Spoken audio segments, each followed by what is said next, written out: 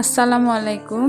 আজকে আমি রান্না করব লাউয়ের তরকারি। তো লাউ, গরুর চর্বি এগুলো দিয়ে রান্না করব, তেল আর কি। তো ফার্স্ট আমি তেল দিচ্ছি, তারপর পেঁয়াজ, মরিচ আর পরিমাণ মতো লবণ। এবার দিয়ে দিলাম মরিচের গুঁড়া 2 চা চামচ। এরপরে দিব হচ্ছে হলুদের গুঁড়া খুব সামান্য, শুধু রঙের জন্য আর কি, 1 চা চামচের একটু কম। তারপরে দিয়ে দিলাম জিরার গুঁড়া। এরপরে দিব হচ্ছে মশলা আমি হচ্ছে 2 চা চামচ দিচ্ছি, চা চামচে 2 চা চামচ মশলা দিচ্ছি।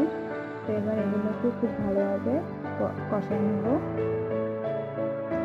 যখন তেল ছেড়ে দিবে, কতক্ষণ পর্যন্ত তেল ছাড়া পর্যন্ত এটা কষাবো। তারপরে এর ভিতরে দিয়ে দিলাম হচ্ছে তেজপাতা, তারপরে এখানে দিয়ে দিলাম হচ্ছে চর্বি।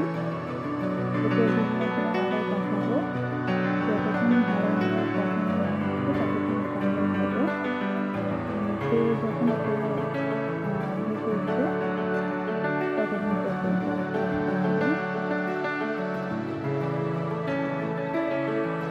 তো এরকম ভাবে আস্তে আস্তে আস্তে তেল ভেঙে যাবে। যখন তেল চলে আসবে তখন হালকা পানি নেবে। পানি দিয়ে আরেকটু নাড়াচাড়া করে তারপরে এখানে হচ্ছে চর্বিটা দিয়ে দেবো।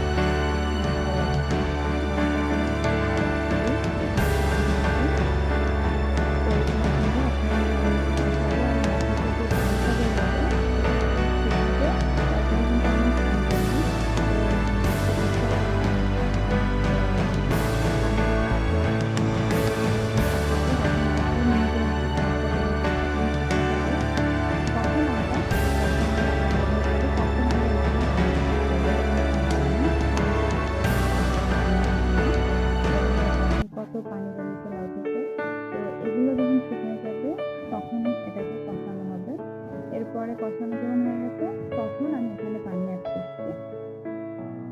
আমি খুব বেশি পরিমাণ পানি দেওয়া যাবে না লাউয়ে। আমি হচ্ছে 1 কাপ পরিমাণ মতো পানি দিচ্ছি লাউটাকে জাস্ট এবং তো এই তো লাউটা হচ্ছে এরকম যখন একটু গামাখা হয়ে যাবে, তেলটা ছেড়ে দিবে, তখন আমরা লাউটাকে